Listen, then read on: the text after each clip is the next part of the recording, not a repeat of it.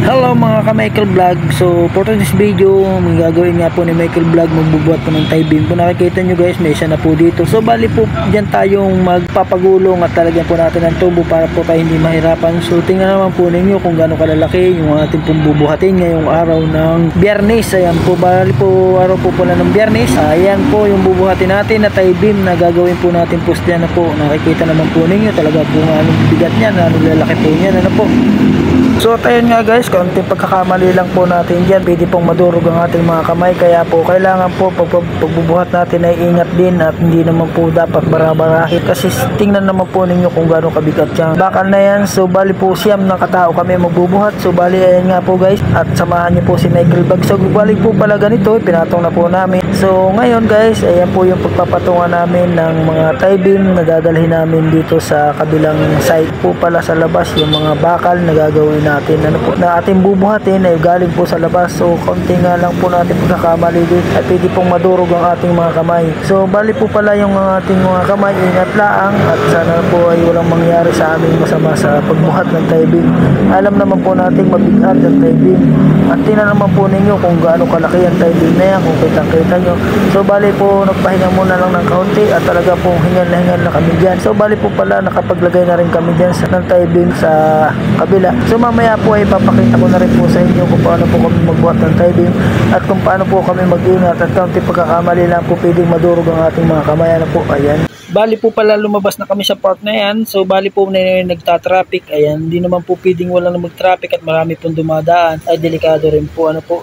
So bali po pala yung isa yung pinag-traffic namin at ayan na nga po, binubuhat na naman po namin yung tie beam. Kung nakikita nyo po sa labas, ayan po, talaga pong napakabigat ng tie beam niya, yung grabe. So bali po pala ipapatong natin yan dito sa tie beam na isa at lalagyan po natin ng tubo at kailangan po ng kaunting diskarte at para po walang disgrasya. So ayun nga po, at siyempre ingat na ingat po kami dyan sa mga daliri kamay namin. So wala naman po pampalit tayong daliri, hindi naman po pwedeng pampalit ang daliri ng ano.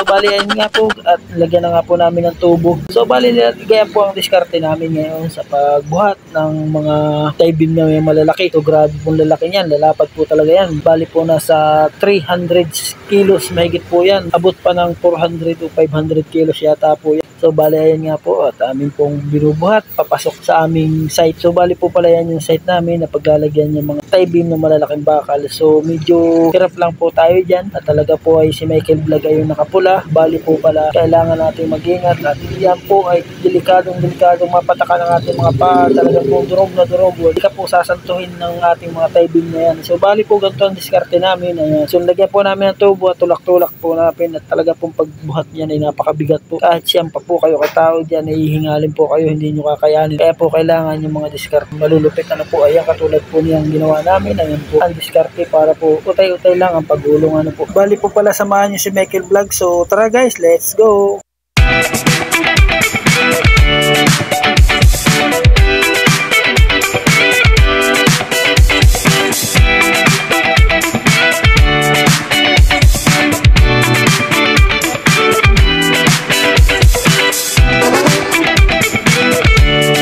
So ayun nga guys, bali po pala nagpahinga muna yung mga tao dyan. So siyempre isang buhat, isang pahinga guys. So mahirap naman po pag dire-diretso, nawawalan din po ng hangin yung ating mga tao. So bali po pahinga muna tayo ng konting oras dyan. So maya maya po ay simula uli, ano po. So bali po pala bago uli yung buhat. So ayan, konting ingat lang po at tingnan naman po ninyo kung gaano po karami kami nagbubuhat at napakabigat po talaga nitong tie beam, ano po. So bali po pala matraffic dyan sa park na yan. So siyempre traffic din po tayo dyan. So hindi po tayo papabayaan ng traffic kasi baka po tayo makasagi ng mga kotse, na po. Bali po ayan, naangat po namin. So napakabigat po, grabe po yung tie beam na yan. Tingnan mo po yung nag-aangat, bali po apat, ano po, at isa po nagsisik. So bali po pala medyo natagal-tagal lang kami dyan. Talaga po hindi po muna namin tuwid at gawa po na siyempre maraming nadaan, ano po. Bali po pala samahan niyo si Michael Vlog. So tara guys, let's go ulit.